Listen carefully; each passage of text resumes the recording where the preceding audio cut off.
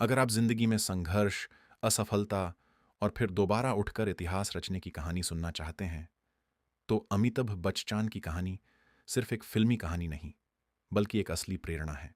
यह कहानी शुरू होती है एक ऐसे लड़के से जिसका जन्म इलाहाबाद में हुआ था। उनके पिता हरिवंश राय बच्चन एक प्रसिद्ध कवि थे।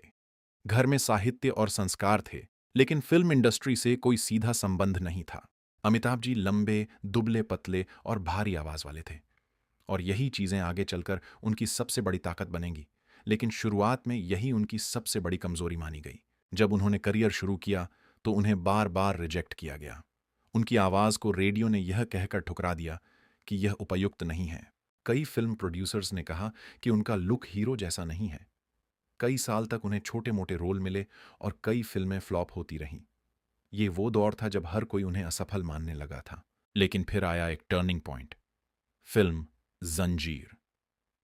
इस फिल्म में उन्होंने एंग्री यंग मैन का किरदार निभाया। यह किरदार उस समय के भारत के गुस्से और संघर्ष को दिखाता था। यह फिल्म सुपरहिट हुई और अमिताभ बच्चन रातों रात स्टार बन गए। इसके बाद उन्होंने एक के बाद एक हिट फिल्में दी और बॉलीवुड के शहंशाह बन गए। लेकिन कहानी यहीं खत्म नहीं होती। असली परीक्षा तो अभी बाकी थी। साल 1982 में फिल्म कूली की शूटिंग के दौरान उन्हें एक गंभीर चोट लगी। वह इतनी खतरनाक थी कि उनकी जान तक खतरे में आ गई।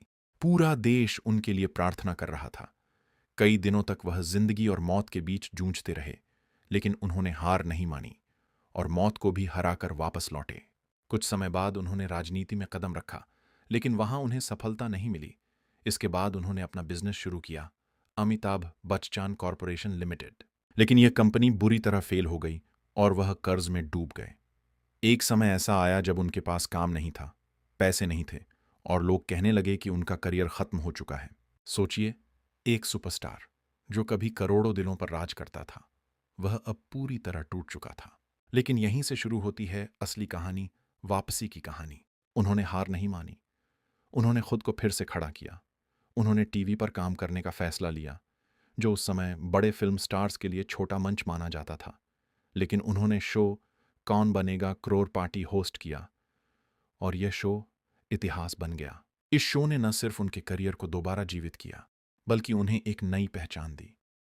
आज वह सिर्फ एक अभिनेता नहीं, बल्कि एक ब्रांड, एक प्रेरणा और एक मिसाल हैं। दोस्तों, हम सबकी एक बहुत कॉमन आदत होती है। जैसे ही जिंदगी में छोटी सी फेलियर आती है, हम डर जाते हैं। एक एग्जाम में फेल हो गए, एक इंटरव्यू नहीं क्लियर हुआ, बिजनेस में थोड़ा लॉस हो गया, और हम क्या करते हैं? हम रुक जाते हैं। हम सोचने लगते हैं, शायद ये मेरे बस की बात नहीं है। हम खुद को कन्विंस कर लेते हैं कि मेरी किस्मत ही खराब है। लेकिन जरा अमिताभ बच्चन को देखो। उनकी शुरुआत ही फेलियर्स से हुई थी। बार बार रिजेक्शन मिला। लोग बोले, तुम्हारी आवाज ठीक नहीं है, तुम हीरो जैसे नहीं दिखते। अगर वो भी हमारी तरह सोचते तो क्या होता?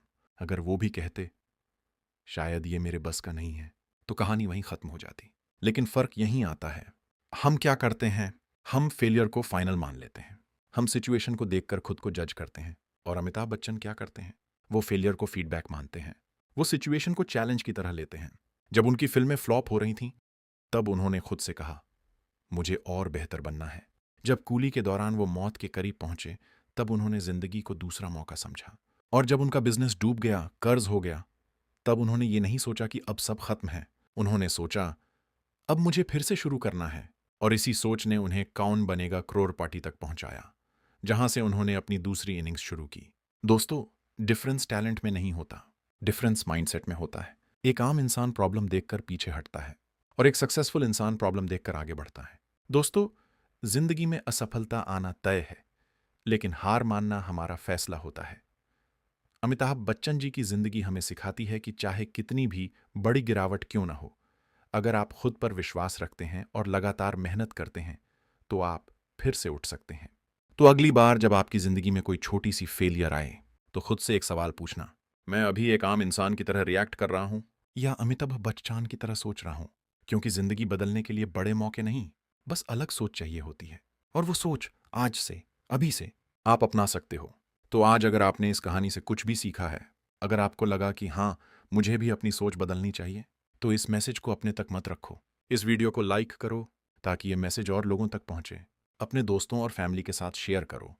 क्योंकि हो सकता है कोई आज स्ट्रगल कर रहा हो और उसे यही कहानी आगे बढ़ने की ताकत दे दे। और ऐसे ही पावरफुल मोटिवेशनल स्टोरीज के लिए चैनल को सब्सक्राइब जरूर करना, क्योंकि यहाँ हर वीडियो आपको एक नई सोच देगा, एक नई एनर्जी देगा और आपको आपकी बेस्ट वर्जन बनने में मदद करेगा। दोस्तों, याद रखना, सक्सेस उन्हीं को मिलती है जो रुकते नहीं हैं। और अब सवाल ये है, आप रुकने वाले हो या आगे बढ़ने वाले हो? नीचे कमेंट करके जरूर बताना। या फिर ये बताओ कि अभी आपकी जिंदगी में कौन सी चैलेंज चल रही है, आप किस स्ट्रगल से लड़ रहे हो? क्योंकि जब आप अपनी बात शेयर करते हो तो ना सिर्फ आप हल्का महसूस करते हो, बल्कि हो सकता है आपकी कहानी किसी और को भी हिम्मत दे दे। और हाँ, मैं पर्सनली आपके कमेंट्स पढ़ता हूँ, तो आपकी जर्नी को जानना मेरे लिए बहुत इंपॉर्टेंट है। धन्यवाद दोस्तों।